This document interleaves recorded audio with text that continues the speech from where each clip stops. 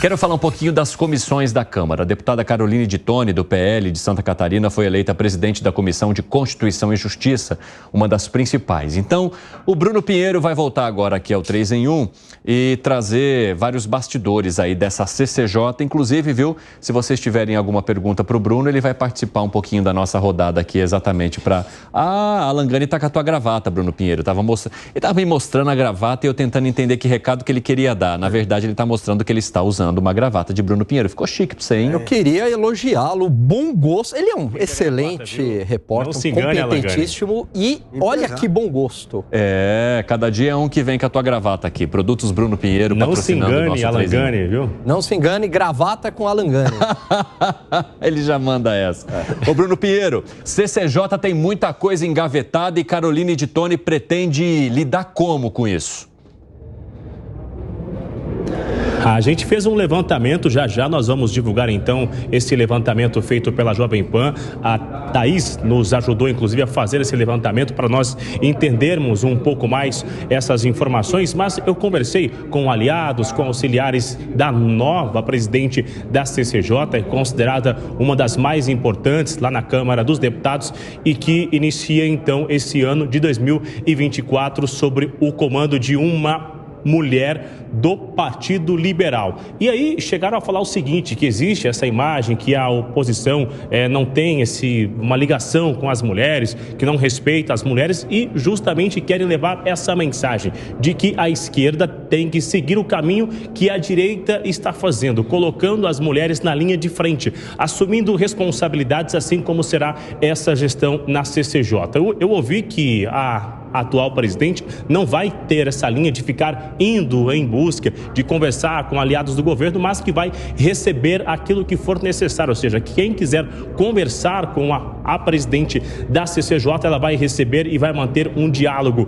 E de acordo com informações, inicialmente a ala do governo tinha essa recusa, na verdade, dizendo que não iria aceitar porque era um nome muito radical, ligado ao ex-presidente da República, Jair Messias Bolsonaro, e queria dificultar essa conversa, essa articulação. Ela quer levar uma outra mensagem, que vai manter o diálogo sim e que vai ter uma conversa com ambos os lados. E aí ela disse o seguinte, que eu ouvi, que essa rejeição aqui dentro, no Salão Verde, na Câmara, não reflete, Evandro, o resultado das urnas, que o Partido Liberal elegeu 99 nomes só na Câmara dos Deputados. Então, se houve essa eleição, esse número alto, significa que a escolha dela também para a CCJ é uma resposta de quem está lá fora, uma resposta do eleitor. Agora, vamos à nossa arte aqui da Jovem Pan para a gente entender esse levantamento. Só em 2017 tem mais de 700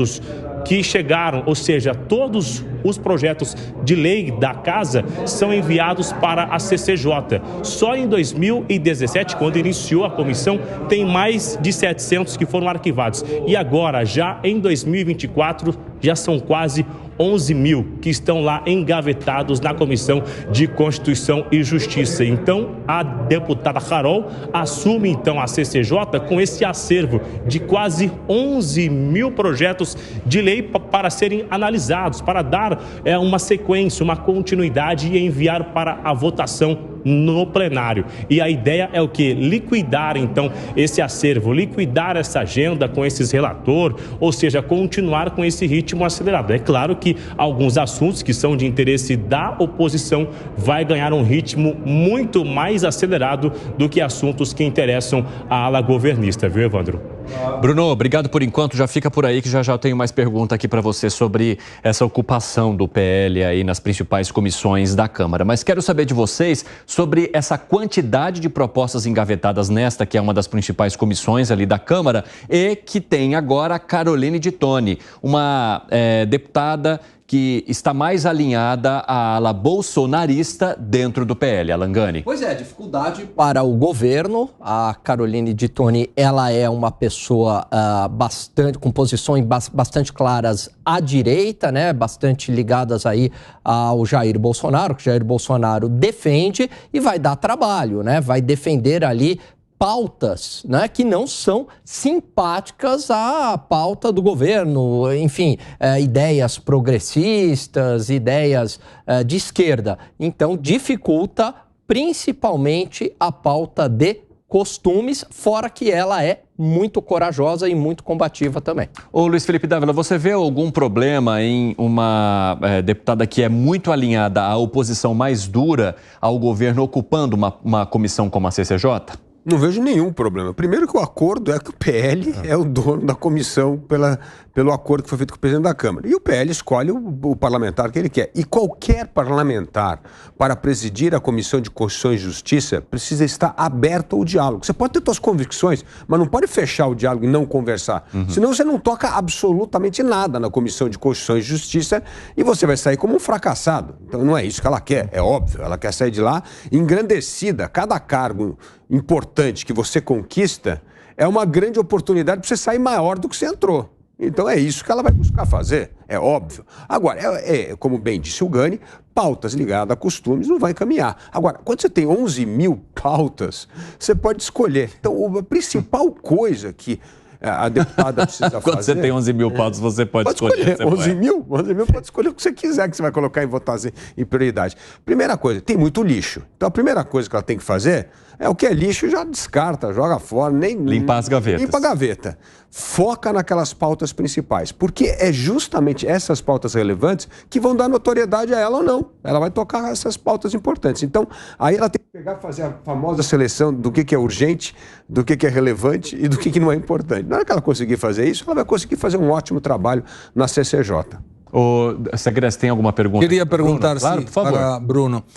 Se tem, Bruno, alguma modalidade, alguma previsibilidade de como seriam escolhidas as pautas principais que mencionava Dávila. Estamos falando de mais de 10 mil projetos. Como vai ser determinado o que é prioritário e o que não? Se você tem essa informação da deputada. Bom, olha... A informação que eu recebi é que uma reunião vai acontecer na semana que vem. A equipe e os outros ocupantes também da Comissão de Constituição e Justiça serão indicados na semana que vem. A assessoria da presidência já vai, então, durante essa semana e a semana que vem, olhar o que é de mais importante e, em cima disso, será construído uma agenda na reunião de líderes também, inclusive, ouvir o que tem de mais importante e começar a liquidar essa agenda. Então, inicialmente, não tem no radar especificamente o que seria de mais importante. Mas só em 2024, eu fiz um levantamento ainda hoje que já acumulam 58 assuntos, ou seja, que já estão na CCJ. Então, com esse tempo, na verdade, que a ala governista conseguiu segurar e ir respirando, enrolando até conseguir indicar os nomes que iriam assumir as comissões, 58 já foram enviados para a Comissão de Constituição e Justiça. Entre esses assuntos, levantei que tem um de autoria do deputado José Guimarães, líder do governo na Câmara, que tem uma emenda, na verdade, que tem o objetivo de criminalizar a disseminação de informações que são falsas com a intenção de comprometer a credibilidade do sistema eleitoral. Isso aqui vai gerar muita discussão, porque existe, então, quem está no comando, aliado com as ideias do ex-presidente da República, que muito se falou sobre o sistema eleitoral, e agora tem, então, esse assunto que vai ser discutido na Comissão de Constituição e Justiça. Só em 2024 já são 58 que foram enviados para a mesa diretora. Evandro. E aí, Gustavo Segre? Tá bom, mas você estava fazendo uma conta, né? 10 mil dividido 365, precisaria tirar da gaveta 30, 27, 28 por dia. É impossível. Então vai ter muita coisa aí para ser trabalhada e, obviamente, a prioridade vai ser a prioridade, nesse caso, do PL. Então vai ser uma questão bem interessante para ver os debates dentro dessa prioridade versus o que aconteça na Câmara. E aí, Felipe Monteiro, como é que você vê essa ocupação da Câmara, principalmente na CCJ? Com naturalidade, né? O regimento da Câmara prevê que o partido com maior representatividade pode escolher a comissão que ele quer participar. E o PL, como o maior partido da Câmara, escolheu a Comissão de Constituição e Justiça, que é a principal comissão da Câmara, né? É bom lembrar que o trâmite de processo legislativo prevê que todos os projetos de lei obrigatoriamente têm que passar pela CCJ. E aí tem uma questão que eu acho importante destacar, eu vejo que, independente da pessoa e do partido da pessoa que estiver lá, não é? Quem costuma pautar muito o andamento do projeto de lei, os projetos que vão ser aprovados, é o próprio governo federal. Né? Eu não acho que vai ser uma demanda do PL. E que bom, Gani, que bom que não vai ter pauta de costume, né? O Brasil tem coisa muito mais importante para decidir, discutir, do que só questões relacionadas com costumes. Verdade. A gente tem que discutir plano de desenvolvimento nacional, temos que discutir projeto que tire o Brasil da inércia econômica, temos que discutir projeto que melhore a governança das instituições públicas do Brasil. Que bom que não tem discussão de projeto. Que eu saiba, quem é governo agora não é a direita, e quem tem colocado pautas mais de costumes também não é o Jair Bolsonaro. Mas tem um instrumento interessante, entendeu? Tem um instrumento interessante, o Bruno pode até confirmar, não é? Caso, por exemplo, a CCJ bloqueie determinado projeto de interesse do governo, tem sempre a possibilidade do Lira, o presidente da Câmara, decretar a urgência do projeto e sai da comissão. E vai direto para a plenária, é verdade. Ou seja, existem instrumentos institucionais que o governo pode se utilizar de modo a criar a agenda própria do governo. Só uma correção, essas pautas aí de costume aborto, descriminalização das drogas, tudo a esquerda que está colocando. Essa é a menor parte. Fala, Bruno. Evandro, é justamente esse assunto que eu queria entrar também com os nossos analistas, que já existe então um sentimento, já está no planejamento de aliados do governo, que aquilo que for muito sensível, que eles imaginarem ou ter no radar, que será difícil de colocar em discussão numa comissão, que seja numa CCJ ou até mesmo na comissão de educação, que o deputado Nicolas estará no comando, a ideia é mandar então esse regime de urgência, o que seja, que é já discutido em plenário. Assim eles vão esvaziar as comissões que são comandadas com aliados do ex-presidente da República. Um exemplo recente, que é justamente o texto que é sobre regulamentar os aplicativos, né? Então, diante disso, foi enviado esse texto com a urgência constitucional, ou seja, em 45 dias é obrigatório ser analisado lá no Salão Verde e 45 dias aqui no Salão Azul, no Senado Federal. Então, quando tiver no radar que é incerto conseguir essa vitória dentro de uma comissão, se coloca o requerimento de urgência em plenário e vai direto à votação. E nos outros assuntos, acaba enviando então com essa urgência constitucional, que são 45 dias, que aí direto vem do governo federal para a Câmara dos Deputados. Evandro. Legal, Bruno. Agora, o Luiz Felipe Dávila, a gente vê Caroline de Toni na CCJ, Nicolas Ferreira, então, aprovado para a Comissão de Educação, a gente discutia ontem. Tem Alberto Fraga, que é da bancada da Bale, que assume a Comissão de Segurança. Pastor Eurico, na Comissão de Assistência. Vários nomes do PL em comissões que são importantes. Isso, de alguma forma, pode simbolizar algum desafio maior para o governo federal? Eu não acho. Primeiro, eles são presidente da comissão. A comissão tem outros membros. Você tem que negociar com todos os outros membros. Os partidos estão representados lá. Tem os membros da comissão. As pessoas acham, às vezes, que tem uma presidência imperial. É um sujeito que vira presidente. Que é uma pessoa, não, que é uma pessoa que é o todo-poderoso que vai definir tudo. Na política. Então, esse é um jogo de divisão de poder dos partidos. Está todo mundo ali representado na comissão. Então, não tem nada disso. Agora, evidentemente, algumas pautas que, como bem avaliou aqui o Gani, de costume, serão brecadas. Então, é óbvio. Não adianta chegar assim e falar assim, não, vamos proibir o porte de arma. É óbvio que não vai passar uma comissão dessa, né? Entendeu? Mas tirando... E esses projetos absurdos não é para passar nem nessa comissão, nem nenhuma outra comissão, porque são coisas absurdas, deixa as coisas lá. E isso foca nas coisas que são realmente importantes. Mas a gente não pode esquecer que o presidente da comissão não tem poder absoluto autoritário para fazer o que bem quer. Ele tem que sentar com os outros partidos para decidir a pauta, e mesmo isso ele não controla a votação. Como é que os membros da comissão vão votar uma matéria? Ô Bruno, de alguma forma o governo também tenta minimizar os possíveis impactos que isso possa trazer para a sua gestão? Porque eu vi a Gleisi Hoffmann, por exemplo, dizendo que os principais assuntos, aqueles que o governo mais defende, não necessariamente precisariam das comissões para poder avançar.